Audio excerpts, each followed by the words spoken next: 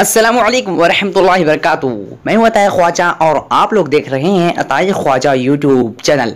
आज के इस वीडियो में हम आपको बताएंगे आसिम नाम का मायना क्या है। उससे पहले आप लोगों से गुजारिश है कि अगर आप लोगों ने अभी तक हमारे चैनल को सब्सक्राइब नहीं किए हैं तो सब्सक्राइब कर लीजिए, साथ ही बेल आइकन को दबा दीजिए ताकि हमारे वीडियो में ऐसे ही नामों के मायने के साथ हम हाजिर खिदमत होते रहते हैं।